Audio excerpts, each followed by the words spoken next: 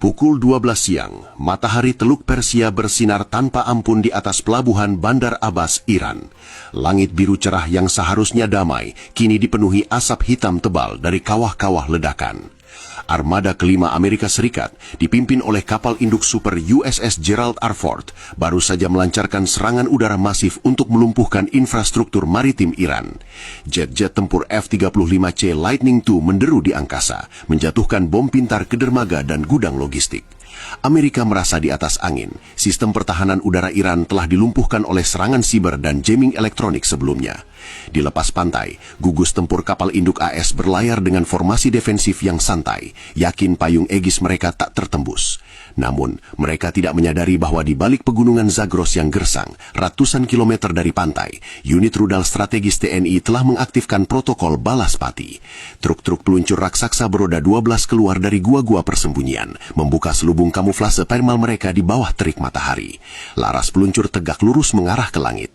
Ini bukan rudal biasa, ini adalah rudal hipersonik Chris HX buatan konsorsium Dirgantara Indonesia yang dirancang khusus sebagai pembunuh kapal induk.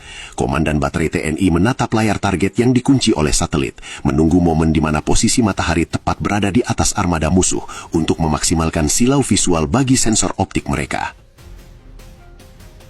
Perintah peluncuran diberikan dalam keheningan radio digital. Tanah gurun bergetar hebat saat roket pendorong padat menyala. Chris HX melesat naik menembus atmosfer, meninggalkan jejak asap putih vertikal yang sangat panjang di langit biru. Berbeda dengan rudal balistik konvensional yang lintasannya melengkung parabola dan mudah diprediksi, rudal TNI ini memiliki mekanisme glide vehicle. Setelah mencapai lapisan stratosfer, hulu ledak hipersonik melepaskan diri dari roket pendorong. Kendaraan luncur berbentuk baji pipi itu menuki kembali ke atmosfer, menunggangi gelombang kejutnya sendiri. Kecepatannya mencapai Mach 9 kali kecepatan suara. Di kecepatan ini, gesekan udara menciptakan selubung plasma panas di sekeliling rudal yang menyerap gelombang radar, membuatnya hampir tak terlihat di layar deteksi musuh. Radar SPY-6 milik kapal perusak AS menangkap anomali, sebuah objek bergerak dengan kecepatan yang tidak masuk akal, bukan di luar angkasa, tapi meluncur mendatar di atmosfer atas. Operator radar AS panik, sistem komputer tempur Aegis kebingungan, karena algoritma pencegatannya tidak dirancang untuk menghadapi target yang bisa bermanuver ekstrim, seperti pesawat tempur, namun dengan kecepatan meteor. Di langit siang yang cerah, rudal itu tampak seperti komet api kecil yang turun membawa kiamat. Sirene tanda bahaya meraung gila-gilaan di seluruh armada Amerika. Kapal-kapal perusak pengawal Arleigh Burke segera menembakkan lusinan rudal pencegat SM-3 dan SM-6 ke angkasa. Langit siang hari dipenuhi garis-garis asap roket pencegat yang mencoba mengejar hantu. Namun, rudal Chris HX TNI memiliki AI otonom. Mendeteksi ancaman yang mendekat, rudal itu melakukan manuver zigzag setan di udara.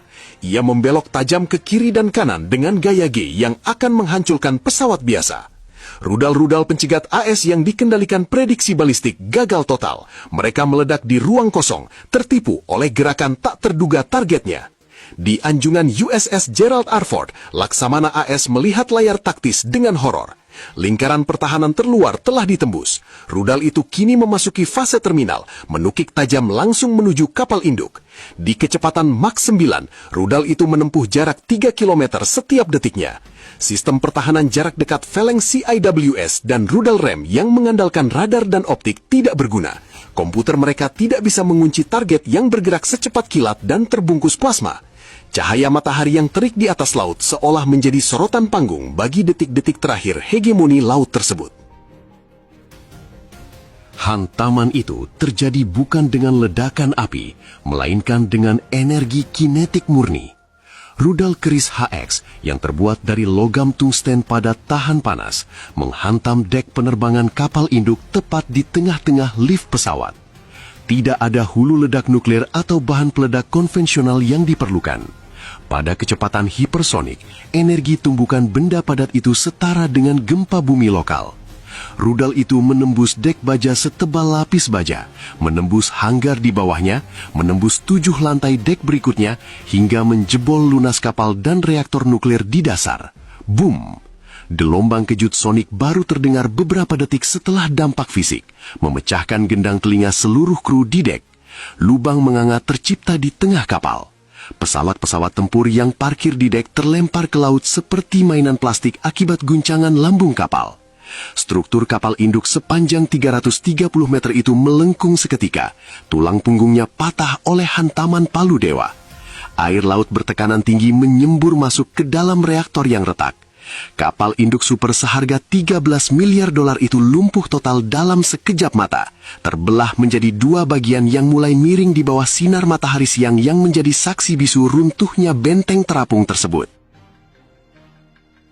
Pemandangan di Teluk Persia berubah menjadi kekacauan total. Kapal induk kebanggaan AS kini terbakar hebat. Asap hitam pekat dari bahan bakar pesawat membubung tinggi menutupi matahari. Ribuan kru melompat ke laut untuk menyelamatkan diri. Kapal-kapal pengawal yang tersisa berada dalam disarray, kekacauan formasi. Radar mereka buta karena selubung plasma sisa lintasan rudal.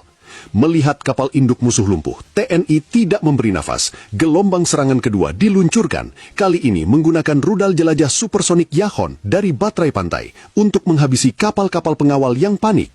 Kapal perusak AS yang sibuk mencoba menyelamatkan korban dari kapal induk menjadi sasaran empuk. Ledakan demi ledakan menghiasi cakrawala siang.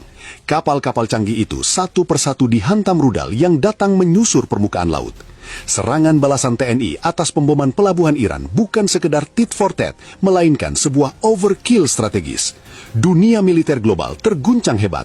Era kapal induk sebagai simbol kekuasaan mutlak telah berakhir hari ini di tangan teknologi hipersonik Indonesia. Di kejauhan, di atas pegunungan Zagros, para kru peluncur TNI mulai melipat peralatan mereka dan bergerak pindah posisi, meninggalkan jejak sejarah baru di bawah langit yang masih terang benderang. Kehancuran kapal induk USS Gerald R. Ford menciptakan kevakuman komando yang fatal bagi gugus tugas pengawal. Radar utama armada yang terpusat pada kapal induk kini mati total. Kapal-kapal penjelajah Ticonderoga dan perusak Arleigh Burke yang tersisa mencoba mengaktifkan radar lokal mereka, namun layar mereka dipenuhi klater atau gangguan statis akibat ionisasi udara sisa lintasan rudal hipersonik. Di tengah kebingungan ini, gelombang kedua serangan TNI tiba. Rudal Yahon supersonik yang diluncurkan dari pesisir melesat hanya 10 meter di atas permukaan laut, sea skimming. Sinar matahari siang yang memantul tajam di permukaan ombak menyamarkan kedatangan rudal-rudal ini secara visual. Tanpa peringatan dini dari kapal induk, waktu reaksi kapal pengawal berkurang menjadi hitungan detik. Senjata pertahanan diri CIWS mereka berputar mencari target, namun terlambat.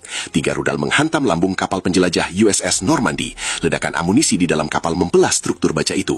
Api oranye menyembur keluar, bersaing dengan terangnya matahari. Kapal yang bertugas sebagai payung udara cadangan itu miring drastis. Sistem tempurnya lumpuh, membiarkan sisa armada telanjang bulat menghadapi ancaman selanjutnya. Di langit biru di atas armada yang terbakar, satu skuadron F-35C Lightning II dan FA-18 Super Hornet yang sempat lepas landas sebelum kapal induk hancur, kini berada dalam situasi mimpi buruk.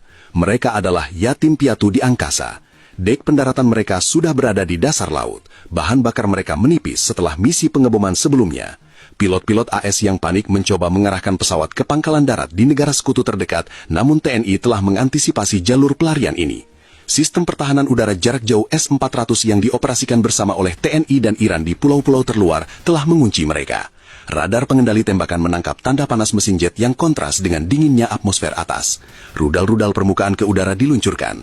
Di bawah terik matahari, jejak asap rudal terlihat seperti jari-jari kematian yang menggapai langit. Pilot AS mencoba melakukan manuver menghindar dan melepaskan suar, namun mereka kalah jumlah dan energi. Satu persatu jet tempur canggih itu rontok, meledak di udara atau jatuh ke laut karena kehabisan bahan bakar. Langit Teluk Persia dibersihkan dari dominasi udara Amerika dalam waktu kurang dari 1 jam. Mencoba membalas dendam atas tenggelamnya kapal induk, kapal selam serang nuklir kelas Virginia milik AS yang mengawal armada, mencoba meluncurkan rudal jelajah Tomahawk dari kedalaman. Mereka menargetkan posisi peluncur rudal TNI di pegunungan. Namun, kondisi hidrografi Teluk Persia di siang hari yang panas, menciptakan lapisan termoklin ekstrim yang mengacaukan sonar. TNI memanfaatkan ini dengan menyebar ratusan sonobuoy pasif dari helikopter anti kapal selam Panther yang terbang rendah. Suara pintu tabung peluncur kapal selam AS yang terbuka tertangkap jelas oleh sensor TNI. Sebelum rudal Tomahawk sempat keluar dari air, helikopter TNI menjatuhkan torpedo ringan flash yang dirancang untuk perairan dangkal. Torpedo itu berputar mencari sasaran, mengunci baling-baling kapal selam nuklir yang besar. Ledakan terjadi di bawah air, menciptakan gelembung raksasa di permukaan laut yang tenang. Lambung tekan kapal selam AS retak. Untuk mencegah implosi, kapal selam terpaksa melakukan emergency blow dan timbul ke